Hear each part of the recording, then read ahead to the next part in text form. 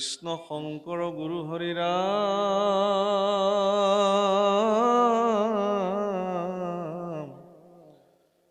ৰাম হৰি ৰাম ৰাম ৰাম কৃষ্ণ। জয় নমো যাদৱ মাধৱ জনাৰ্দন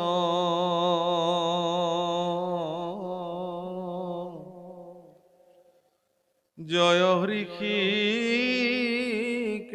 সদা শিৱ সনাতন হে ৰাম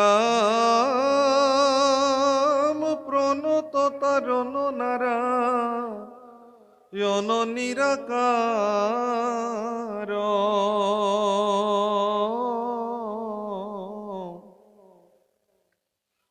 কৃষ্ণৰ চৰণে কোটি কোটি নমস্কাৰ।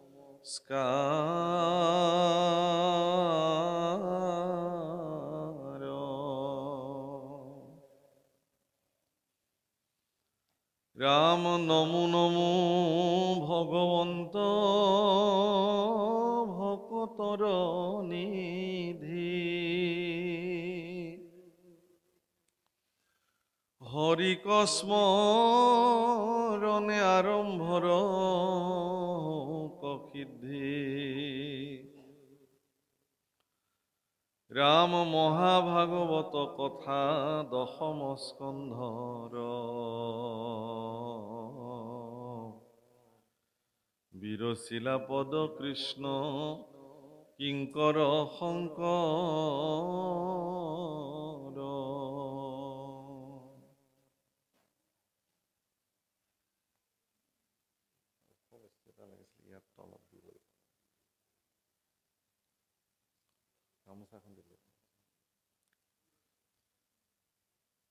শিৱসাগৰ ঐতিহাসিক স্থান।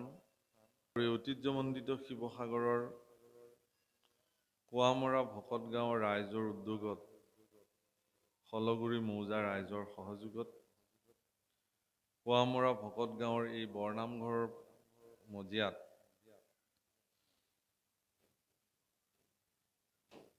চাৰিদিনীয়া বৰ্ণাঢ্য কাৰ্যক্ৰমণিকাৰে শ্ৰীমদ ভাগৱত শাস্ত্ৰৰ পাঠ আৰু ব্যাখ্যা অনুষ্ঠানৰ আজি দ্বিতীয় দিন। আৰু আজিৰ এই দ্বিতীয় দিনত আমাৰ নিচিনা এগৰাকী মূঢ়মতীক আপোনাসৱে ভাগৱত ব্যাখ্যাৰ কাৰণে আমন্ত্ৰণ কৰি আমাক কৃতাৰ্থ কৰিলে। জয় জয়তে আপোনাসৱৰ নিচিনা সজ্জনসকলক চৰণ দৰ্শন কৰিব পাই নিজকে ধন্য মানিছোঁ আৰু সমস্তৰে শ্ৰীচৰণত পুনঃ পুনঃ সেৱা নিবেদন কৰিছোঁ। আৰু আপোনাসৱে আগবঢ়োৱা দায়িত্বভাগ যথোচিত পালন কৰিবৰ নিমিত্তে আগবঢ়া হৈছে। হ'ব পৰা সকলো দোষাদোষ নিজ গুণে আপোনাসৱে মৰিক্ষণ কৰিব বুলি পুনঃ সেৱা নিবেদন কৰিলোঁ। প্ৰভুসকল, মহাপুৰুষ শ্ৰীমন্ত শংকৰদেৱ গুৰুজনা আৰু মহাপুৰুষ শ্ৰী শ্ৰী মাধৱদেৱ গুৰুজনাই দুগৰাকী মহাপুৰুষে যেতিয়া গণককুছি সত্ৰত শেষবাৰৰ কাৰণে দেখা দেখি হয়, তাৰপিছত আৰু দুজনা মহাপুৰুষৰ সাক্ষাৎ হোৱাই নাই, নহ'ল। আৰু এইফালে গুৰুজন বৈকুণ্ঠী হ'ল, মাধৱ পুৰুষে এইফালে গুচি আহিলে। তো দুজনা যিহেতু অভেদ ঈশ্বৰ আছিলে, পুৰুষোত্তম ঠাকুৰতাই লিখিছে শংকৰ মাধৱ অভেদ ঈশ্বৰ গুৰু নাহি দুইটোপৰ দুহান নামক কীৰ্তন কৰিয়া কৃতকৃত হোৱে নৰ। গতিকে দুজনে হয়তো বুজি পাইছিল যে এয়াই তেখেতলোকৰ শেষ দেখা দেখি।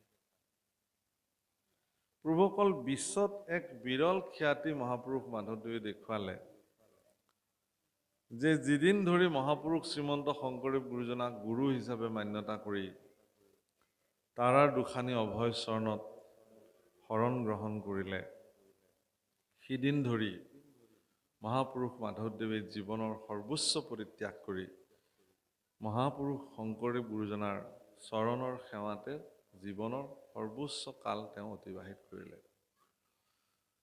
এনেকি জোৰণৰ কন্যাও তেওঁ এৰি থৈ চিৰ কৌমাৰ্য ব্ৰত ধাৰণ কৰিলে। দুজনা অভেদ, এই কথা সকলোৱে আমি জানো। আৰু সেইকাৰণে চাগে মহাপুৰুষ মাধৱদেৱে গুৰুজনাক এটি প্ৰশ্ন কৰিছিলে যে, হে কৃপাল গুৰু, তুমি থাকোঁতেই জগতৰ মানুহক ভাগৱতৰ আধাৰত যি বিশুদ্ধ হৰিনাম ধৰ্ম তাক প্ৰৱৰ্তন কৰোৱাটো বহু ক্ষেত্ৰত কঠিনৰ পৰা কঠিন পৰ্যায়ৰ সৃষ্টি হয়। তুমি যিহেতু সাক্ষাৎ ঈশ্বৰ হোৱাৰ পিছতো নৰলীলালৈ গুৰু অৱতাৰে জগতলৈ আহিলা, গতিকে তুমি এই জগত এৰি যোৱাৰ পিছত এই দায়িত্ব কোনে গ্ৰহণ কৰিব? লোকে কাৰ কথা শুনি ঈশ্বৰ ভক্তিত নিমজ্জন হ'ব? এই কথা শুনাৰ পিছত কৃপালু গুৰু শ্ৰীমন্ত শংকৰদেৱ গুৰুজনাই মাধৱ পুৰুষক ক'লে যে, বহাপু, মই নাযাওঁ, মই থাকিম। তো ক'ত থকা হ'ব? শুনিও মাধৱ মূৰ থাকিবা ৰথান, দশম কীৰ্তন মূৰ মূৰ্তিৰে সমান। মই দশম আৰু কীৰ্তনতেই থাকিম। মাধৱ পুৰুষে বোলে বৰ উত্তম। মই আকৌ ভয়ে খাইছিলোঁ বিষয়টো। তুমি সাক্ষাৎ চৈতন্যৰূপে তোমাৰ বাংময় মূৰ্তিস্বৰূপ কীৰ্তন আৰু দশমতে তুমি থাকিবা। বোলে অকল ময়ে নহয়, তুমিও থাকিব লাগিব। ঘোষা নামে শাস্ত্ৰখানি তুমিও ৰচিবা, ৰত্নাৱলী ঘোষা মধ্যে তুমিও থাকিবা। গতিকে আজি ইয়াতে যি দশম ব্যক্ত হৈছে, এই দশম শাস্ত্ৰ মহাপুৰুষ শংকৰদেৱ গুৰুজনাৰ সাক্ষাৎ বাংময় মূৰ্তি, তেওঁ ইয়াত বিদ্যমান হৈ আছে। এইকাৰণে যে শ্ৰীমদ ভাগৱত শাস্ত্ৰৰ দ্বাদশ অধ্যায়ৰ ভিতৰত, দ্বাদশ স্কন্ধৰ ভিতৰত দশম স্কন্ধই এনেকুৱা এটা স্কন্ধ যে য'ত ভগৱন্ত পুৰুষৰ সমস্ত জন্ম কৰ্ম ইত্যাদিকে যিসমূহ লীলা মহাপুৰুষ ঈশ্বৰ পুৰুষে পৃথিৱীত সম্পাদিত কৰিলে, সেই সকলোসমূহ দশমত বৰ্ণন হৈছে। আৰু সেইকাৰণে যিহেতু সাক্ষাৎ ঈশ্বৰ পুৰুষেই শংকৰ স্বৰূপে জগতত আহিছে, গতিকে প্ৰকাৰান্তৰে আচলতে জগতৰ লোকক এই কথাটো প্ৰতিপন্ন কৰি থৈ গ'ল। প্ৰভুসকল মাধৱ পুৰুষে গুৰুজনাক চিনি পাইছিল। সেইকাৰণে এদিন নাৱেৰে ভটিয়াই গৈ থাকোঁতে গুৰুজনাৰ যি ৰূপ, সুন্দৰ ৰূপ, ত্ৰিভুৱন বন্দন দৈৱকী নন্দন, এই পদ তাত সেইদিনাখন মহাপুৰুষে ৰচনা কৰিছে, লিখিছে। ত্ৰিভুৱন বন্দন দৈৱকী নন্দন জোহৰি কংসক বৈৰী, জগজন তাৰণ দেৱ নাৰায়ণ শংকৰ সৌহি হৰি। গুৰুজনাই ক'লে বোলে অকণমান ঢাকি দিয়া, ইমান উন্মুক্ত কৰাৰ প্ৰয়োজন নাই, তুমি যি জানিছা জানিছা। আৰু গুৰু বাক্য ৰাখি এই পদছোৱাত ঢাকি পেলালে। কেনেকে? ত্ৰিভুৱন বন্দন দৈৱকী নন্দন জোহৰি মাৰল কংস, জগজন তাৰণ দেৱ নাৰায়ণ শংকৰ তাকেৰি অংশ। কিন্তু এইখিনিতহে ঢাকিলে, বাকী চোৱাত কিন্তু উন্মুক্ত কৰিছে। এইকাৰণে কৰিছে যে চাৰিবেদ শিৰোমণি মা যে যাকেৰি চৰণ বিকাশ, সৌহি দেৱ কৈলো কৈলোক শংকৰ দেৱ প্ৰকাশ। তদুপৰি কি কহব শংকৰ দেৱৰ মহিমা, জানি জ্ঞানী অন্ত নপায়, যাকেৰি চৰণ ৰেণু শিৰে পৰখি মুকুতি সুখ সুখ পায়। গতিকে মুকুতিৰ সুখ প্ৰদান কৰোঁতা বিশ্ব জগতত এগৰাকীয়ে আছে, তেওঁ হ'ল ঈশ্বৰ পুৰুষ স্বয়ং নিজে। কাৰণ প্ৰভুসকল আপোনাক সবে জানে যে ঈশ্বৰ পুৰুষক আমি এইকাৰণেই সৰ্বজ্ঞ ঈশ্বৰ বা সৰ্বশক্তিমান বুলি কওঁ যে অন্যান্য দেৱতাসকলৰ হাতত নথকা কেইটামান বিশেষ ক্ষমতা ঈশ্বৰ পুৰুষৰ হাতত আছে। তিনিটা বিশেষ ক্ষমতাৰে ঈশ্বৰ পুৰুষ ক্ষমতাশালী। এয়া কোনো দেৱতাক আজিলৈকে সেই দায়িত্ব ঈশ্বৰ পুৰুষে অৰ্পণ কৰা নাই। তাৰে প্ৰথম জনাই হ'ল তেওঁ কালৰ অধিকাৰী। ভগৱান কালৰ অধিকাৰী, মানে সময়ৰ তেওঁ অধিকাৰী। ঈশ্বৰ পুৰুষৰ ব্যতিৰেক ব্ৰহ্মা আদি কৰি কোনো দেৱতা কালৰ অধিকাৰী হ'ব নোৱাৰে। দ্বিতীয়তে তেওঁ মায়াৰ অধিকাৰী। ব্ৰহ্মা আদি কৰি জীৱ-জগত মায়া সজ্জা মাজে আশ্ৰয় ঘুমতি যায়। সকলোবিলাক মায়াৰ অধীনত আছে, কিন্তু মায়াৰ অধীশ্বৰ হিচাপে একমাত্ৰ জগতত প্ৰতিষ্ঠা লাভ কৰি থকা, প্ৰদৰ্শিত হৈ থকা ঈশ্বৰ পুৰুষৰ বাহিৰে কৃষ্ণ ব্যতিৰেকে বেলেগ নহয়। আৰু ৩ নম্বৰটো হ'ল তেওঁ মোক্ষৰ অধিকাৰী। অৰ্থাৎ কোনোবা এজন জীৱ সংসাৰ বন্ধনত যেতিয়া আমি চব জীৱবিলাকে বান্ধ খাই আছোঁ, এই বন্ধনত থকা জীৱবিলাকক মুক্ত কৰি মোক্ষ প্ৰদান কৰাৰ অধিকাৰ কেৱল আৰু কেৱল ঈশ্বৰ পুৰুষৰ হাততেই আছে, বাকী কোনো দেৱতাৰ হাতত নাই। এতেকেহে কৃষ্ণ ভজন্য। সেই প্ৰভুসকল, সেইকাৰণে দশম স্কন্ধ শুনিলে সাক্ষাৎ ভগৱন্তক শুনা যায়। দশম স্কন্ধ শুনিবৰ কাৰণে পৰম ভাগ্যৰ প্ৰয়োজন, পৰম কৃপা হ'ব লাগিব ঈশ্বৰৰ, তেতিয়াহে কোনোবাই দশম স্কন্ধ শ্ৰৱণ কৰিব পাৰে। ইমান মহিমাযুক্ত অধ্যায়। যি কি নহওক, সেই দশম স্কন্ধ আজি ব্যক্ত হৈছে। মহাপুৰুষ শ্ৰীমন্ত শংকৰদেৱ গুৰুজনাই দশম স্কন্ধ আৰম্ভণিতে কৈছে যে হৰিক স্মৰণে আৰম্ভৰ হৌক সিদ্ধি। ঈশ্বৰ পুৰুষক স্মৰণেৰে তেওঁৰ আৰম্ভণি সিদ্ধি হোৱাৰ কাৰণে প্ৰাৰ্থনা কৰিছে। প্ৰভুসকল, গুৰুজনাই সমস্ত লোকৰ কাৰণে কিছুমান আদৰ্শ থাপি থৈ গৈছে। দশম স্কন্ধৰ প্ৰাৰম্ভণিৰ এই পদ জনাৰ দ্বাৰা আমাক সকলোকে এটা কথাই কৈছে যে আমি আমাৰ দৈনন্দিন জীৱনৰ যি কাৰ্যই সম্পাদিত নকৰোঁ কিয়, সকলো কাৰ্য কৰাৰ আগতে ভগৱন্ত পুৰুষক স্মৰণ কৰি সম্পাদিত কৰিব লাগে। যি ব্যক্তিয়ে তেওঁলোকৰ জীৱনৰ সকলো কৰ্ম ভগৱানক স্মৰণ কৰি সম্পাদিত কৰে, সেই কাৰ্য অসিদ্ধি হোৱাৰ কোনো প্ৰশ্নই নুঠে। ভগৱানত সমৰ্পিত সকলো কৰ্মই আপোনাৰ জীৱনত সিদ্ধি হ'ব। তেনে সৎকৰ্ম সকলো ঈশ্বৰক সমৰ্পিত কৰি কৰিব লাগে। ইয়াত সেইকাৰণে আকৌ ডাঙৰ কথা কৈছে, দশম মহাভাগৱত কথা দশম স্কন্ধৰ বিৰচিলা পদ কৃষ্ণ কিংকৰ শংকৰ। ইমান এগৰাকী বেদজ্ঞ পুৰুষ হোৱাৰ পিছতো অৱনিশি চাৰি বেদ বিচাৰি দিনে ৰাতি বেদ বিচাৰ কৰিব পৰা এগৰাকী মহাপুৰুষ, ইমান বিদ্যৎ পুৰুষ হোৱাৰ পিছতো মহাপুৰুষ গুৰুজনাই কিন্তু সৰ্বদা নিজকে কি বুলি কৈছে যে আমি কিংকৰ, দাসৰো দাস, অধম, পামৰ, মোহমতী এই বুলি কৈছে।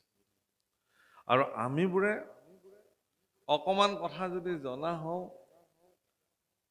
অকমান যদি গীত পদ আওৰাবলৈ পৰা হওঁ, কোনোবাই যদি আমাক মোহমতী বুলি কয়, আমাৰ ভীষণ খং উঠি যাব। আমাক যদি কোনোবাই অযোগ্যতা প্ৰতিপন্ন কৰিব খোজে, এই কথাত আমি ব্যথা পাওঁ, দুখ পাওঁ।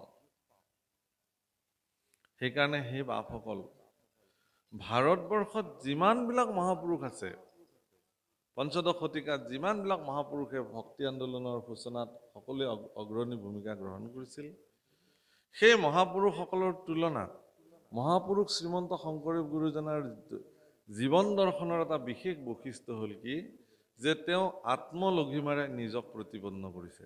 অৰ্থাৎ মহাপুৰুষে নিজকে দাসৰো দাস, কিংকৰৰো কিংকৰ এই বুলি নিজৰ আত্মপৰিচয় প্ৰদান কৰিছে। মহাপুৰুষ মাধৱদেৱেও গুৰুজনাক অনুকৰণ কৰি কি বুলি লিখিছে নামঘোষাত, নুহুজানাই আমি চাৰি জাতি,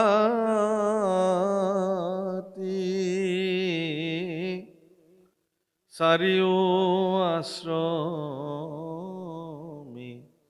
নোহোৱাতি, নুহু ধৰ্মশীল দানব্ৰ তীৰ্থগামী। কিন্তু পূৰ্ণানন্দ সমুদ্ৰৰ গোপী ভৰ্তাপদ কমলৰ দাসৰো দাস তানদা সভৈলো আমি। হে প্ৰভু, তুমি যদি মোক দাস বুলি ধৰিবৰ কাৰণে যদি তোমাৰ কিবা আপত্তি আছে, তেনেহলে তোমাৰ দাসৰো দাস, তেওঁৰ দাস কৰি হলেও মোক তুমি তোমাৰ চৰণত স্থান দি ৰাখা। মহাপুৰুষ মাধৱদেৱে ঈশ্বৰ পুৰুষক এনেধৰণৰ কথাও কৈছে যে মই তোমাৰ দাস হৈ গলে মোৰ এনেকুৱা দাসত্ব মই তোমাক তোমাৰ সেৱা কৰিম, হয়তো তুমিও মোৰ দাস হৈ যাব পাৰা। কাৰণ যিজনে ভগৱানৰ দাসত্ব স্বীকাৰ কৰে, ভগৱান তেওঁৰ দাস হৈ যায়। এইটো ভগৱানৰ চৰিত্ৰ। হে ভগৱান, তুমি এই সন্দেহটো দূৰত থৈ দিয়া, মই কেতিয়াও তোমাক মোৰ দাস হবলৈ নিদিওঁ।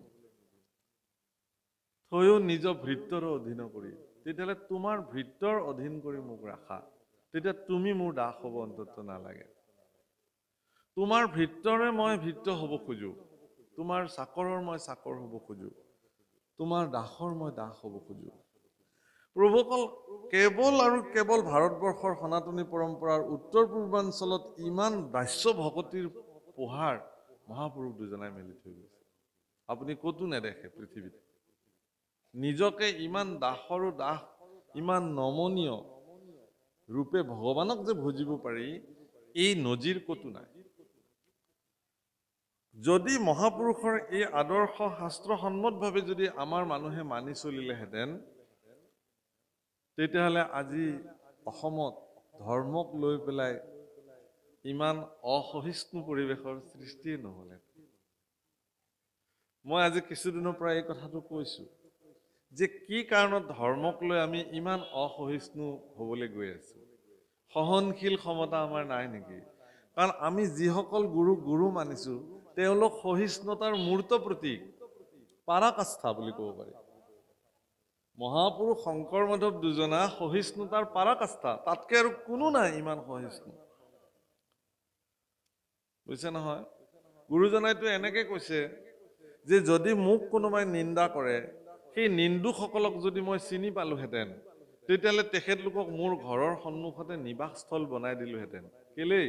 যে তেওঁলোকে মোক চাই থাকক, নিন্দাৰে মোক তুলা ধুনা দিয়ক, যাতে তেওঁলোকৰ নিন্দাত মই মোৰ বেয়া চৰিত্ৰ যদি কিবা আছিল, বেয়া যদি আছিল, সেইখিনি যাতে মই সংশোধন কৰিব পাৰোঁ। অৰ্থাৎ নিন্দুকসকল দৰাচলতে উপকাৰী সজ্জনবিলাকৰ। কাৰণ তেওঁলোকে সজ্জনবিলাকক নিন্দা কৰি সজ্জনসকলৰ চৰিত্ৰত থকা বেয়া গুণসমূহ তেওঁলোকে উন্মুক্ত কৰে, আৰু সজ্জনে সেইবিলাক সংশোধন কৰি কৰি নিজক আৰু জুয়ে পুৰা সোণৰ নিচিনা চিকচিকীয়া কৰি তুলিবৰ কাৰণে এটা সুযোগ পায়। সেইকাৰণে গুৰুজনাই ইয়াত কৰজোৰে বোলো শুনা সবে সভাসদ, মূঢ় হুয়া কৰো মহাভাগৱত। আপোনাৰ সবৰ দৰে সজ্জনসকলৰ প্ৰতি গুৰুজনাই কৰপুতে হাতযোৰ কৰি কৈছে যে মোৰ নিচিনা এগৰাকী মূঢ়ই ভাগৱত কথা 10ম স্কন্ধৰ পদ গাবলৈ গৈ আছো, কৰিবলৈ গৈ আছো। হে ৰাম,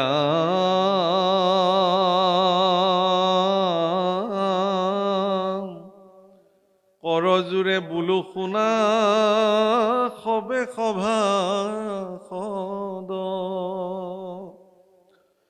মূঢ় হুয়া কৰো মহাভাগৱত পদ। ৰাম আমাৰ পদত কেহু নধৰিবা দুখ, কৃষ্ণ কথা শুনি কৰা চিত্তক সন্তোষ। আমাৰ পদত আপোনালোকে দুখ নেদেখিব। কেৱল কৃষ্ণ কথা বুলিয়ে সন্তোষ হ'বৰ কাৰণে প্ৰয়াস কৰক। বাপসকল, কোনে ভাগৱত পঢ়িছে কি ব্যাখ্যা কৰিছে সেইটোক লৈ সমালোচনাৰ কোনো প্ৰয়োজন নাই। ভাগৱত যে পঢ়িছে এইটোই ডাঙৰ কথা। ভাগৱতৰ আসনত আসীন হৈ কোনোবা ব্যক্তিয়ে যে কৃষ্ণ গুণ আওৰাইছে তেওঁৰ জীৱনৰ কাৰণে সেইটোৱে এটা বিশেষ লাভ। অনেক যত্ন কৰিও জীৱনত কোটি কোটি টকা উপাৰ্জন কৰিব পাৰে কোনোবাই। পৃথিৱীৰ সৰ্বোচ্চ সন্মানত কোনোবা ব্যক্তি গৈ অধিষ্ঠিত হ'ব পাৰে, কিন্তু তেওঁ ইচ্ছা কৰিলেই ভাগৱতৰ আসনত তেওঁ আসীন হ'ব নোৱাৰে। এগৰাকী ব্যক্তি ভাগৱতৰ আসনত আসীন হ'বলৈ হ'লে ঈশ্বৰ পুৰুষে তেওঁক প্ৰথমতে নিৰ্ণয় কৰি ল'ব লাগিব, মই তোমাৰ শ্ৰীমুখে মোৰ গুণ শুনিম। কাৰণ ঈশ্বৰ পুৰুষে ভক্তৰ পৰা একো দ্ৰব্য বস্তু আজিলৈকে বিচৰাৰ কোনো শাস্ত্ৰত উদাহৰণ নাই। ভগৱানে এটাই বিচাৰে যে মোৰ গুণখিনি কোনোবাই একান্ত চিত্তে গাওক। নিজ যশ গুণ প্ৰিয় হৰি, তেওঁৰ নিজৰ যশস্যা ভক্তৰ শ্ৰীমুখে শুনি ভাল পায় আৰু তাৰে তেওঁ মালা গাঁঠি পিন্ধে। ভকতে যতে গাৱে গুণনাম চয়, তাৰ মালা গান্থিয়া পিন্ধন্ত কৃপাময়। ভকতে যিমান ঈশ্বৰৰ গুণ গায় সেই প্ৰত্যেকটো গুণেই তেওঁ মালা হিচাপে, পুষ্পমালা হিচাপে পঞ্চবৰ্ণৰ বনমালা তেওঁ ডিঙিত পৰিধান কৰি থাকে। শাস্ত্ৰত এটা কথা বৰ্ণন কৰিছে যে ভগৱন্ত পুৰুষে যি পঞ্চবৰ্ণৰ বনমালা পৰিধান কৰে সেই বনমালাধাৰৰ দুটা বিশেষ বৈশিষ্ট্য আছে। ঈশ্বৰ পুৰুষৰ ডিঙিত থকা বনমালা ভাগৰ দুটা বিশেষ বিশিষ্টতা কি? তাৰে প্ৰথমটোৱে কৈছে যে সেই বনমালা ভাগ কণ্ঠৰ পৰা আপাদ পৰ্যন্ত চৰণলৈকে ওলমি থাকে। বাকী কোনো মালা তেওঁতো আৰু অন্যান্য মালা পৰিধান কৰে, পৰিধান নকৰে। আচলতে মালাবোৰ নিজে ভগৱানৰ ডিঙিত পৰিধিত হৈ থাকে। আমি মালা পিন্ধি থাকো, ভগৱানে নিপিন্ধে। মালাবোৰ গৈ নিজে ভগৱানৰ শৰীৰত অলংকৃত হয়। একেবাৰে কৌস্তৱমণিৰ পৰা প্ৰাৰম্ভ কৰি সাতখৰি, হেমহাৰ, বৈজন্তীমালা, গজমুক্তাহাৰ ইত্যাদি তেওঁ পৰিধান কৰিছে। তাৰ ভিতৰত বনমালা কণ্ঠৰ পৰা চৰণ পৰ্যন্ত। আৰু দ্বিতীয় বৈশিষ্ট্য কি? যে এই মালাধাৰৰ ফুলসমূহ এনেকুৱা সতেজ, আজি ইয়াতে ফুলৰ মালা গাঁঠি দিয়া হৈছে, এইবোৰ সতেজ হৈ থকা নাই, ছিঙি অনা হ'ল। সতেজ বুলি কেনেকে প্ৰমাণিত কৰিছে? যে ভগৱন্ত পুৰুষৰ কণ্ঠত থকা সেই বনমালা ভাগৰ পুষ্পসমূহ ইমানেই সতেজ যে তাত অলিকুল ভোমৰাবিলাকে আহি সেই ফুলত ৰেণু পান কৰি থাকে। এইটো দুই নম্বৰ বৈশিষ্ট্য। ইয়াৰ অৰ্থ কি? ইয়াৰ দুটা অৰ্থ আছে। এক নম্বৰতে কি যে এই মালাসমূহ ভক্তসকলৰ শ্ৰীমুখে ওলোৱা নামৰ ফুল, আৰু সেই নামৰ ফুল ভক্তিৰ সূত্ৰৰে তেওঁ মালা গাঁঠি থাকে। গতিকে এই পুষ্পসমূহ যিহেতু ভক্তি পুষ্প, এতেকে তাত ভকত ভ্ৰমৰাবিলাকে আহি পেলাই সেই পুষ্পৰ সুঘ্ৰাণ লৈ থাকে, সেই অমৃত পান কৰি থাকে। দ্বিতীয়তে কণ্ঠৰ পৰা ভক্তসকলৰ কণ্ঠৰ পৰা নিগৰিত হোৱা সেই নাম ভগৱানৰ দুখানি চৰণ চিন্তি আগবঢ়োৱা হয়। সেইকাৰণে সেই মালাধাৰ কণ্ঠৰ পৰা চৰণ পৰ্যন্ত বিস্তাৰিত, সম্পৰ্কিত। হে বাপসকল, আইসকল, ভগৱন্ত পুৰুষে ভক্তসকলৰ শ্ৰীমুখে তেওঁৰ গুণানুকীৰ্তন যিহেতু সৰ্বদা শ্ৰৱণ কৰাৰ হাবিয়াস, তেওঁৰ ইচ্ছা, সেইকাৰণে মহাপুৰুষে ইয়াত লিখিছে যে কোনোবাই যদি কৃষ্ণ কথা গায়, কৃষ্ণ কথা কয়, তেওঁৰ পদত দোষ বিচাৰ কৰাটো ভকতৰ উচিত নহয়। যি গাইছে গাইছে, কৃষ্ণ গুণ বুলি আপোনালোকে তাক শুনিব পৰাৰ ক্ষমতা থাকিব লাগে। এই বুলি শুনক। যদি তাত আপোনাৰ কিবা গ্ৰহণ কৰিবলগীয়া কথা আছে গ্ৰহণ কৰক, নাই যদি এৰি দিয়ক। কিন্তু এই সাম্যকভাৱে এই কৃষ্ণ কথা এই বুলি গ্ৰহণ কৰক। আৰু মহাপুৰুষেও এই বুলি কৈছে। ৰাম শতকোটি জনমৰ মহাপাপ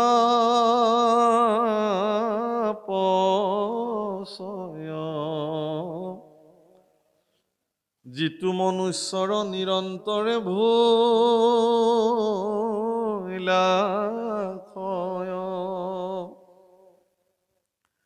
ৰাম শিশিজনে কৃষ্ণ কথা শুনিবা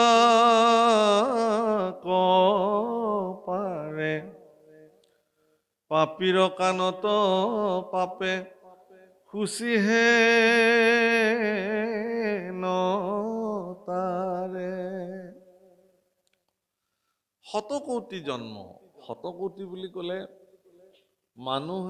মানুহে এই যে মানুহ জন্ম প্ৰাপ্তি হৈছো, ইয়াৰ পূৰ্বে 84 লক্ষ জনী আমি পৰিভ্ৰমণ কৰিব লাগে। ই শাস্ত্ৰৰ বিচাৰ। গতিকে এই জনীসমূহ পাৰ কৰি আহি আমি যেতিয়া মনুষ্য জন্ম প্ৰাপ্তি হওঁ, তেতিয়াহ'লে বিগত জন্মসমূহত কৰি অহা সমস্ত অপৰাধৰ মুক্ত হোৱাৰ এক সুবৰ্ণ সুযোগ মনুষ্য জন্মত প্ৰাপ্তি হয়। বাপসকল, আইসকল, মনুষ্যসকল ভগৱানৰ স্বৰূপাৰ্থত ভগৱানে নিজৰ স্বৰূপ চাবৰ কাৰণে মনুষ্যসকলক সৃষ্টি কৰিছিল। সেইকাৰণে মনুষ্য শৰীৰ ইমান নিখুঁত পৰিকল্পনাৰে ভগৱানে নিৰ্মাণ কৰিলে। সেইকাৰণে কোনো মনুষ্যই মনুষ্য জন্ম প্ৰাপ্তিৰ পিছত মই একো নাপালো বুলি হীনমান্যতাত ভোগাটো অপৰাধ। মইনো কি পালো? আমাৰ বহুত মানুহে ভগৱানৰ ওচৰত আহি কান্দে যে প্ৰভু মোকনো কি দিলা? একেলগৰ আমাৰ কাষৰ মানুহ ঘৰৰ গাড়ী হ'ল, বিল্ডিং হ'ল, আমাতকৈও দুখীয়া আছিল, এতিয়া আমাতকৈও ধনী হৈ গ'ল। আমুকৰ ল'ৰাই চাকৰি পালে, মোৰ ল'ৰাটো পোৱা নাই। আমুকৰ ছোৱালী ভাল ল'ৰালে বিয়া হৈ গ'ল, মোৰহে হোৱা নাই, ইত্যাদি। ভগৱানৰ ওচৰত আমিবিলাকে অভিযোগৰ আবেদনবোৰ দিওঁ। এনেকুৱা অনুষ্ঠানবিলাকত মই আগতেও বহুবাৰ কৈছো যে এই যে চাকিবিলাক জ্বলিছে ইয়াতে, এই প্ৰত্যেক গছি চাকিয়ে একোখন অভাৱৰ আবেদনৰ ৰাজ সাক্ষী, জ্বলন্ত সাক্ষী। হয় নহয় কওক? গতিকে মনুষ্যই আমিবিলাকে ভগৱানক এটা কথা আমি প্ৰত্যেকজন মানুহে জানো যে ঈশ্বৰ অন্তৰ্যামী, মোৰ ভিতৰত বিদ্যমান হৈ থকা ভগৱানে জানে যে মোক কি প্ৰয়োজন। সেই কথা আৰু মই ভগৱানক ক'বলগীয়া নাই। গতিকে আপোনাৰ যোগ্যতা অনুসাৰে আপোনাৰ যোগ্যতাতকৈও বেছিকে ভগৱানে আপোনাক প্ৰদান কৰিছে, এই বুলি ভগৱানৰ ওচৰত কৃতজ্ঞ হোৱাটো দৰকাৰ। এইকাৰণে যে হে ভগৱান, মোক তুমি মানুহ কৰি দিলা। সেইকাৰণে শতকোটি জন্মৰ যি মহাপাপ, সেইটো মনুষ্য জন্মত নিৰন্তৰে ক্ষয় হয়। আৰু যিজন মনুষ্যৰ শতকোটি জন্মৰ মহাপাপৰ পৰা মনুষ্য জন্মত তেওঁৰ কাৰ্যৰ দ্বাৰা তেওঁ তাক মানে শেষ কৰিলে, তেওঁহে বোলে কৃষ্ণ কথা শুনিব পাৰে। এইটো আকৌ বহুত ডাঙৰ কথা। আজি ইয়াত যে আপোনালোক পৰম সজ্জনসকল আহি কৃষ্ণ কথা শুনিবৰ কাৰণে বহি আছে, শতকোটি জন্মৰ মহাপাপৰ পৰা মুক্ত হোৱাৰ কাৰণেহে আপোনালোকে আহি এই স্থানত বহি একান্ত চিত্তে কৃষ্ণ কথা শুনাৰ সৌভাগ্য মিলিছে। বাপসকল, আমি ধৰ্ম কি সেয়াও জানো, অধৰ্ম কি সেয়াও জানো, পাপ কি সেয়াও জানো, পুণ্য কি সেয়াও জানো। কিন্তু জনাৰ পিছতো আমি কি কৰো? পাপ বোধ আমাৰ মনৰ পৰা কেতিয়াও গুচি নাযায়। বৰ ধুনীয়া উদাহৰণ এটা শাস্ত্ৰত দিছে, কি যে মানুহৰ মনত থকা পাপ এনেকুৱা এটা বস্তু যে অৰণ্যত যেতিয়া প্ৰচণ্ড লেলিহান শিখাই অৰণ্যত জুই জ্বলে, গছবিলাক পুৰি একদম ছাই হৈ যায়, একদম লঠঙা গছ এডাল, পুৰি যোৱা গছ এডাল থিয় হৈ থাকে। কিন্তু প্ৰচণ্ড বাৰিষা যেতিয়া আহি পানী পৰি পৰি পৰি পৃথিৱী জীপাল হৈ যায়, তেতিয়া মাটিৰ তলত থকা শিপাডালে পুনঃ পানী সংৰক্ষণ কৰি সেই পুৰি যোৱা গছৰ ঠানিতে নতুনকে আকৌ কুঁহিপাত মেলি পুনঃ পত্ৰে পুষ্পে বিকশিত হৈ যায়। মানুহৰ মনত থকা পাপো তেনেকুৱা যে ই ৰাম নামৰ প্ৰভাৱতে হওক সজ্জনৰ প্ৰভাৱতে হওক তেওঁ যেতিয়া সেই পাপবোধ চিন্তাটো তেওঁৰ পুৰি যায় কিন্তু শিপাডাল তাৰ পিছতো সি মজুত থাকে কেনেবাকে যদি আকৌ অকমান পাপ কৰাৰ সাৰ পানী পাই যায় তেতিয়াহ'লে পুনৰ আগৰ নিচিনা আকৌ পত্ৰে পুষ্পে বিকশিত হৈ পুনঃ তেওঁ পাপ কৰ্মত নিয়োজিত হ'বৰ কাৰণে তেওঁ পুনঃ প্ৰেৰণা দিয়ে সেইকাৰণে এই পাপ যাতে আপোনাৰ মনত পাপ বোধৰ জন্মই যাতে নহয় তাৰ কাৰণে মহাপুৰুষে শাস্ত্ৰগত এটা সিদ্ধান্ত দি থৈছে কি যে সাধু সংগ অনুসৰা শ্ৰৱণ কীৰ্তন কৰা পৰিহৰা পাখণ্ড আচাৰ এদিন কৰিলে নহব আপুনি দৈনন্দিন জীৱনত সদায় সৎসংগ অনুসৰণ কৰিব লাগিব সাধু সংগ অবিহনে আপুনি আপোনাৰ জীৱনত কেতিয়াও পাপ বোধ চিন্তাৰ পৰা আঁতৰি আহিব নোৱাৰে যিয়ে নকৰক কিয় আপুনি লাগে বাজপেয়ী যজ্ঞ কৰক আপুনি লাগে তীৰ্থ ভ্ৰমণ কৰক আপুনি লাগে যাগযজ্ঞ কৰক যিয়ে নকৰক ব্ৰহ্মানন্দ স্বামীয়ে সেইকাৰণে বৰ ধুনীয়াকে লিখিছে কাশী যায় মথুৰা যায় हरिद्वार रे सार धाम तीर्थ फिर आवे मन का नहीं सुधार रे सत्संगत जग सार साधु सत्संगत जग सार मंदिर जाए करो नित्य पूजा पूजा मंदिर जाए करो नित्य पूजा राखे बरे आसार रे चार धाम तीर्थ फिर आवे चार धाम तीर्थ फिर आवे नाही सत जन आहार रे सत्संगत जग सार साधु सत्संगत जग सार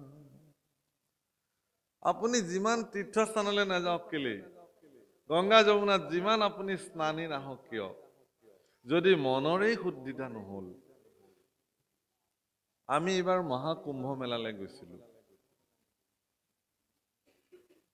আপোনালোকে জানে যে এইবাৰ 144 বছৰৰ অন্তত মহাকুম্ভ হৈছিলে প্ৰয়াগ তীৰ্থৰাজ প্ৰয়াগ যিমান তীৰ্থ আছে তীৰ্থ মানে আচলতে পবিত্ৰ পানী পবিত্ৰ নদী গংগা যমুনা সৰস্বতী কাবেৰী সিন্ধু এইবিলাক সকলো পবিত্ৰ তীৰ্থ তে এই তীৰ্থসমূহৰ ভিতৰত প্ৰয়াগক তীৰ্থৰাজ বোলে মানে তেওঁ তীৰ্থ ৰজা কিয় যে তাত গংগা যমুনা আৰু সৰস্বতী তিনিওগৰাকী আহি তাত লগ লাগিছে তে ইয়াতেই মহাকুম্ভ মেলা হৈছিলে মানুহে তাত পাপ ধুবৰ কাৰণে বহু মানুহ গৈছে তাত লক্ষ লক্ষ মানুহ গৈছে আৰু কিছুমানে কিয় গৈছে তাত ভকত সজ্জন দৰ্শনৰ কাৰণে গৈছে কিছুমানে গৈছে কি তাত এটা কথা খুব চৰ্চা হৈছে কিন্তু যিমান সজ্জন পুৰুষে তাত ভাগৱত ব্যাখ্যা কৰিছে পুৰাণ আদি শাস্ত্ৰসমূহ ব্যাখ্যা হৈছে আমি গৈ গৈ শুনিছো তাত কৈছে যে এজন ব্যক্তিয়ে যদি তেওঁ জানি শুনি পাপ কৰিছে অপৰাধত লিপ্ত হৈ আছে তেওঁ আহি ইয়াতে ডুবকি লগালে তেওঁৰ পাপটো শেষ হৈ নাযায় যদি মোৰ অজ্ঞাতে কিবা পাপ হৈছে মই ক'ব নোৱাৰো প্ৰভু কেনেবাকে যদি মোৰ জীৱনত কিবা অপকৰ্ম সাধিত হৈছে হে ভগৱান মই তোমাৰ চৰণত সকলো নিবেদন কৰিলো এই বুলি যদি কোনোবাই স্নান কৰিছে সেইটো বেলেগ কথা মই ইয়াৰ আগতেও 2001 চনত মই প্ৰয়াগলৈ গৈছিলো তাত মোৰ এজন বন্ধু আছে মনীষ চতুৰ্বেদী বুলি তেওঁ মোক এটা কাহিনী কৈছিলে তেওঁ মোক লৈ গৈছিলে স্নান কৰাবলৈ তেতিয়াতো মানুহ চানুহ বিশেষ নাছিলে নাও এখনত উঠি গৈ আমি স্নান কৰিছো য'ত গংগা যমুনা সৰস্বতী লগ লাগিছে সেই স্থানত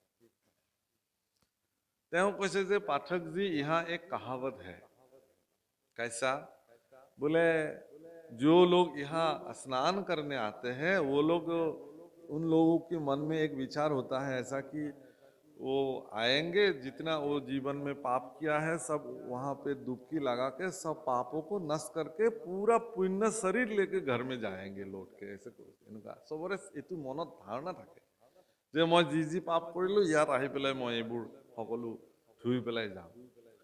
তেওঁ কৈছে যে পাপবিলাক আকৌ মানুহতকেও বোলে চতুৰ।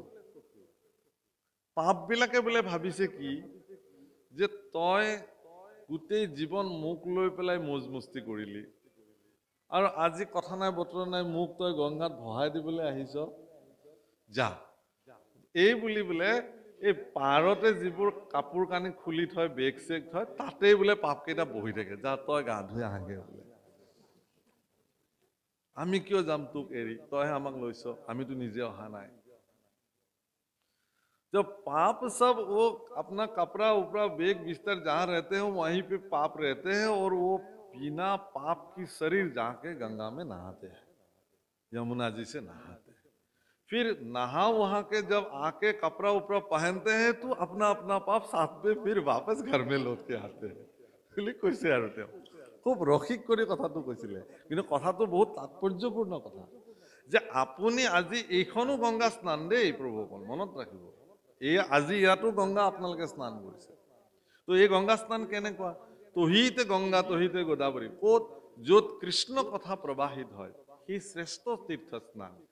গতিকে আজি এই আমাৰ বৃহত্তৰ কালুগাঁৱৰ এই কোৱামাৰা ভকত গাঁও ৰাইজৰ যি নামঘৰৰ মজিয়া, আজি কিন্তু এয়া পবিত্ৰ আজি দুটা দিনে এক বিশেষ তীৰ্থ ক্ষেত্ৰলৈকে ই ৰূপান্তৰ হৈ গৈছে। আৰু আপোনালোকৰ সজ্জনসকলে আচলতে ইয়াতে কি কৰিব আহিছে? স্নান পান আচমন কৰিবলৈ আহিছে।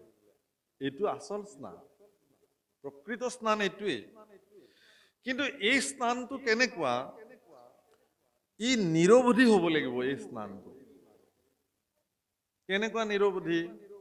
যদি আপুনিও ইয়াত এনেকুৱা মনোবৃত্তিৰে যদি আহিছে যে বাপৰে গোটেই জীৱনটো কি পাপ কৰিলো, অকমান গাই তাতে ভকত গাঁৱৰ নামঘৰতে বহি ভাগৱত শুনি অলপ পাপ চাপ দূৰ কৰি থৈ আহোঁ, এই বুলি যদি কোনোবাই আহিছে ইয়ালে, তেতিয়াহ'লে তেওঁৰো পাপকেইটা সেই কলপুলি কেইডালৰ তাতেই ৰৈ আছে। উভতি গ'লে তেওঁৰ লগতে যাব, সেইকেইটা সাৰি নাযায় কেতিয়াও, তাৰ পৰাই যাব। কাৰণ তেওঁলোকতো ইয়াত নোসোমায়, ইয়াততো প্ৰৱেশ কৰিব নোৱাৰে। পাপ কলি কোনো কাৰণত ইয়াত প্ৰৱেশ কৰিব নোৱাৰে। য'ত মুখ্য তোৰণ দিয়া আছে তাৰ পৰা এইফালে পাপ কলি ইয়াত প্ৰৱেশ কৰিব নোৱাৰে। ইয়াত সেইকাৰণে ইয়াত যিসকল লোক বহিছে চবকে পুণ্যৱন্ত শৰীৰ বুলি মান্য কৰা হয়। কাৰণ আপোনালোকৰ মনত এই মুহূৰ্তত কোনো ধৰণৰ পাপ বোধ নাই, তেওঁলোক আহিব পৰা নাই ইয়ালৈ। কিন্তু যদি এনেকুৱা এটা স্বাৰ্থ লৈ পেলাই ইয়াত বহিছে কোনোবাই, তেতিয়াহ'লে উভতি গ'লে তেওঁলোকৰ নিজৰটো গুচি যাব। তেতিয়াহ'লে এইটো চিৰস্থায়ী স্থান কেনেকুৱা হ'ব? যে ইয়াত যিখিনি কথা আপুনি শুনিলে তাক আপুনি ৰোমন্থন কৰি যাব লাগিব, মানস পথত তাক লৈ যাব লাগিব। নামঘৰৰ পৰা গ'লে গৃহস্থই ক'ব যে প্ৰসাদ আনিছে নে নাই? বোলে আনিছো প্ৰসাদ, তোমালোকলে আজি মই বিশেষ প্ৰসাদ আনিছো, আহা তোমালোক বহা। মই আজি তালৈকে নামঘৰলৈ গ'লো, তাত ভাগৱত চলি আছে, তোমালোকেতো নগ'লা, কিন্তু মই গৈছিলো, মই তোমালোকক তাৰ পৰা অনা প্ৰসাদ দিম। এই বুলি তেওঁ যদি এই ভাগৱত পাঠত শুনা অকমানো কৃষ্ণ কথা যদি পৰিয়ালৰ আগত বিলাই দিয়ে, এইটোহে আচল প্ৰসাদ লৈ যোৱা হ'ব ঘৰলৈ। কেৱল গাজি বোলে মোক আৰু এক টোপোলা দিয়কচোন, মোৰ ডাঙৰ ল'ৰাটো আহি আছে, বোলে মোক আৰু অকণ বেছিকৈ দিয়কচোন বুলি এটা ডাঙৰ টোপোলা গাজি লৈ গৈ ঘৰৰ মানুহক বিতৰণ কৰি দিয়াটো প্ৰসাদ বিতৰণ বুলি নকয়। বুজিছেনে কথাটো? আকৌ ডাঙৰ কথা এটা কওঁ, ভাগৱত হ'ল এনে যিবোৰ দৈনন্দিন ভাগৱত পাঠ চলি থাকে, ভাগৱত হ'ল, নাম হ'ল, এতিয়া বোলে বিলনীয়া কি বোলে শৰাই ভাগ বিলনীয়াৰ কাৰণে মই সেৱালো, কৃষ্ণ যাওক আপুনি বিলাওক। এই দেউৰীয়ে বা বিলনীয়ে প্ৰসাদ বিলাবলৈ গ'ল, তেওঁৰতো কাম, আৰু লগত কোনোবা এজন গ'ল। বাকী আমিবিলাকে এতিয়া কি কৰিম? প্ৰসাদটো দিবই। এতিয়া আমি সাত ভাৰস্তৰ কথা উলিয়াইছো, কাৰ কি হ'ল, ৰাজনৈতিক ক্ষেত্ৰত কি হৈ আছে, তাতেই মতভেদ, তাতেই ইত্যাদি। ভগৱন্ত পুৰুষে এটা ডাঙৰ কথা কৈছে যে মোৰ চৰণত যি প্ৰসাদ নিবেদন কৰা হয়, নৈবেদ্য দিয়া হয়, নৈবেদ্য আচলতে নিবেদন কাৰণে নৈবেদ্য বুলি কয়। আজি যি দ্ৰব্য ভগৱানৰ চৰণত ভোগ হিচাপে নিবেদন কৰা হৈছে সেই নিবেদনৰ এটা প্ৰক্ৰিয়া আছে প্ৰভুসকল বোলে আপোনাকে নামটো প্ৰস্তাৱ কৰিলো আপুনি যাওক প্ৰসাদখিনি শৰাই ভাগ নিবেদন কৰি আহক তেওঁ গ'ল আৰু শৰাইখন পাতিলে আৰু তাতে মগু চাউল কল দিলে দি আৰু কলপাতখন ঢাকি পেলাই প্ৰভু ভগৱানে তেনেকৈ নৈবেদ্য গ্ৰহণ কৰে লক্ষ্মীয়ে পুনৰ থালত ভগৱানক অমৃত অন্ন প্ৰদান কৰি কত স্তুতিনতিৰ পিছতে ভগৱানে সেয়া গ্ৰহণ কৰে গতিকে গুৰুআসনৰ সন্মুখত শৰাই নিবেদন কৰাৰ এক সুদৃঢ় আৰু নিশ্চিত ব্যৱস্থা আছে যদি কোনোবাই নাজানে তেতিয়াহ'লে জনা লোকৰ পৰা তাক শিকি বুজি লওক কি ব্যৱস্থাৰ দ্বাৰা প্ৰসাদ নিবেদন নৈবেদ্য নিবেদন কৰিলে ভগৱানে তাক গ্ৰহণ কৰিব শিকি লওক বাৰু যি নহওক সেয়া ভগৱানে এটা কথা কৈছে কি শাস্ত্ৰত এই কথা বিচাৰ হৈছে যে তেনেকে দিয়া প্ৰসাদ ভগৱানে হেনো নলয় একো নিবেদনে তেওঁ ভোগ নলয় কেতিয়া ল'ব কৈছে যেতিয়া মোৰ ভকতসকলে সেই মোৰ নিবেদন বা মোৰ নৈবেদ্য প্ৰসাদ স্বৰূপে গ্ৰহণ কৰে ভকতৰ মুখতে ময়ো খাওঁ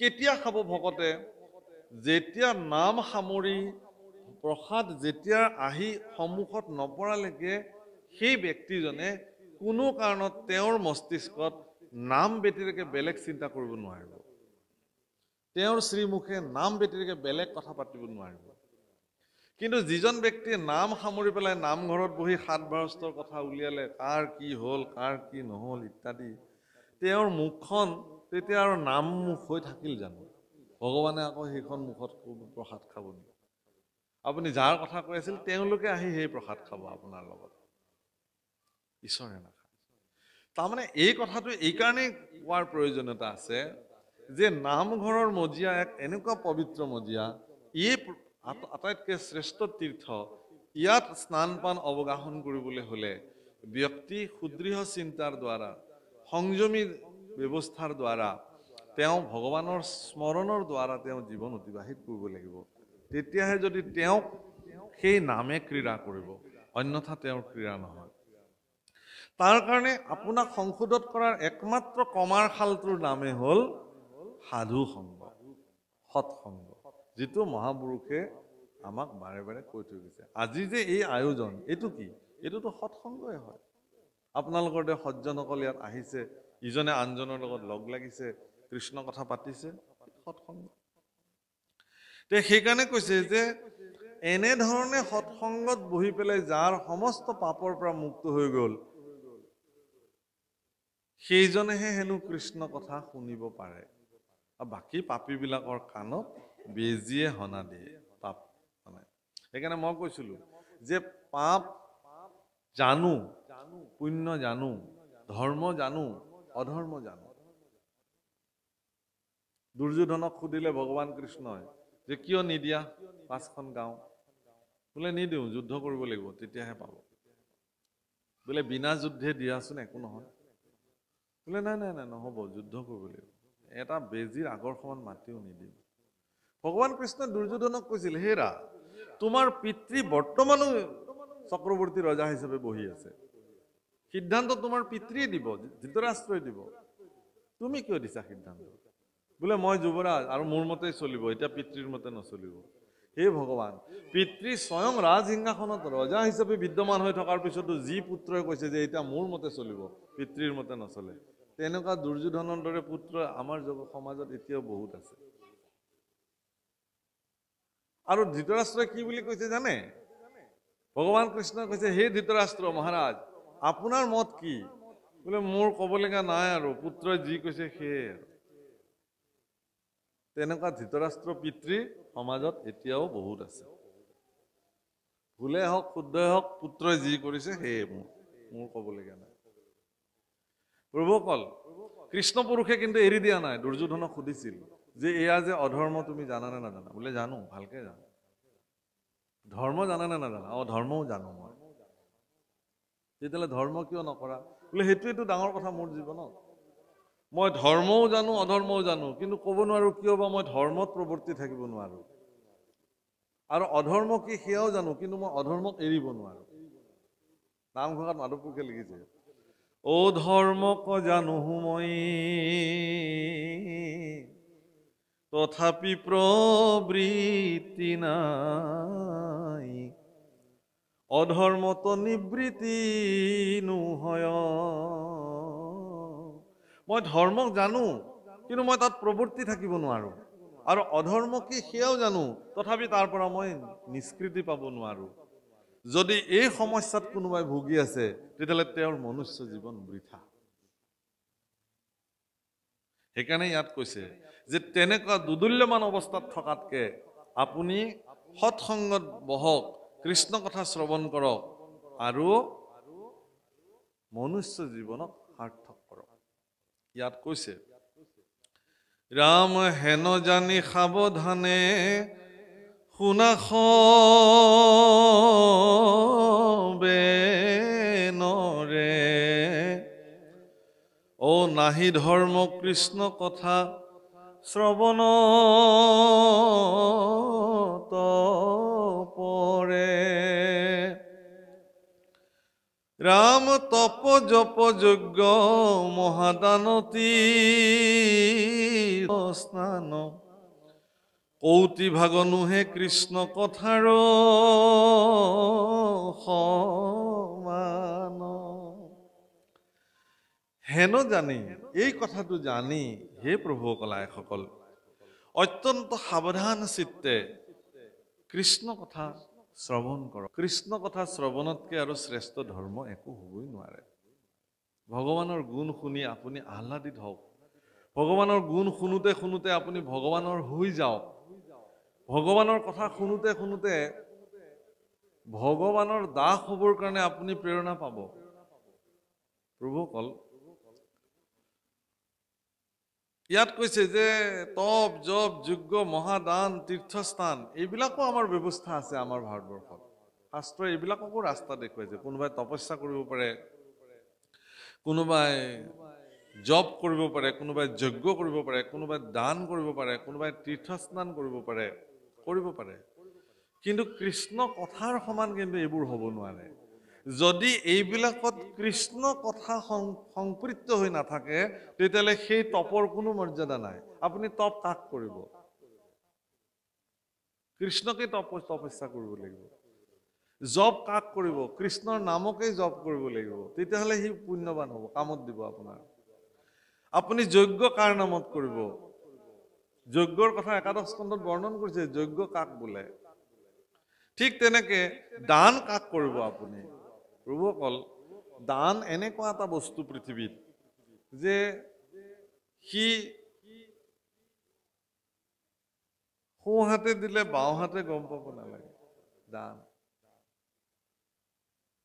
বোলে মই যে দিছো ডোনেশ্যনটো, চিঠিত নামটো মোৰ ওলাইছে নে নাই? বোলে ওলাইছে, অলপমান চিনি পোৱাকে দিব লাগিছিল। একদম হাইলাইট কৰি দিয়া হৈছে আপোনাৰ নামটো, বুজিছে নাই? সন্তুষ্টি বা ভাল। মোক মানুহে কিমান চিঠি ছপাইছা? বোলে ইমান। বোলে আৰু পইচা দিম, আৰু অলপ ছপাই দিয়া, আৰু বিলাই দিয়া, মানুহে জানক মই যে দান দিছো। এইটো দান, বুজিছেনে? কিন্তু প্ৰভুসকল, দান ক'ৰ পৰা দিব আপুনি? দান দিয়াৰ অধিকাৰ আপোনাৰ ক'ত আছে? কি দিব আপুনি? যাদৱ, আমাৰ কামৰূপী লোকগীতত গাইছে, কি দিবু মাধৱৰাই ব্ৰহ্মাণ্ড ভিতৰে যত বস্তু আছে, সবেও তোমাতে পাই হে যাদৱ, কি দিবু মাধৱৰাই। কি দিম তোমাক? এই বিশ্ব ব্ৰহ্মাণ্ডত যিমান বস্তু আছে চব তোমাৰ, আনকি ময়ো তোমাৰে। এই শৰীৰটো তোমাৰে শৰীৰ। মোৰ ভিতৰত যে শৰীৰটোক চৈতন্য কৰি ৰাখিছে, কোনে ৰাখিছে? তুমিয়ে ৰাখিছা। গতিকে মোৰ বুলিবলৈ একোৱেই নাই। বোলে আপুনি বৰনামঘৰলৈ গৈছিল নহয়, প্ৰভুশ্বৰ বোলে গৈছিলো। বোলে আপোনাক যে বহিবলৈ দিছিলে খুটাটো, সেইটো আমাৰ পৰিয়ালৰ পৰা দিয়া আছিলে। বোলে সেইটো মই নাজানিলো নহয়। বোলে কোনে দিছিলে? বোলে আমাৰ আজু ককাই দিয়া। এতিয়ালৈকে কিন্তু টানটো আছেই।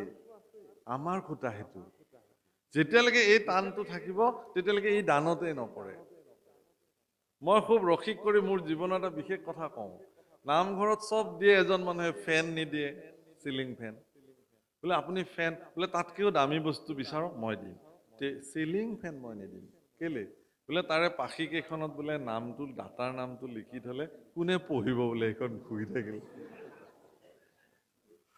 এইখন বোলে পঢ়িবলৈ নাই কাৰো বোলে ঘূৰি থাকিলে গতিকে এনেকুৱা বস্তু এটা য'ত মোৰ নামটো দাতা বুলি লিখা থাকিলে মানুহৰ ধাৰণাবিলাক এইবিলাক কিন্তু আপোনালোকক মই এই কথাটো কৈছো কবিতাত আছে লিখিছে মাংগো উচিছে যো দে খুচিছে আৰু কহে না কিচিছে তেওঁকে খুজিব লাগে যিজনে অন্তঃকৰণে আপোনাক দিব পাৰে আৰু কাকো নকয় ঈশ্বৰ পুৰুষকো যদি আপুনি কিবা দিব পাৰিছে ভগৱানে যদি আপোনাক সেই সামৰ্থ্য প্ৰদান কৰিছে তেতিয়াহ'লে আপুনি এনেকুৱাকে দিয়ক যাতে বেলেগে গম নাপায় হে প্ৰভু এইটো মই দিয়া বুলি ভবাই নাই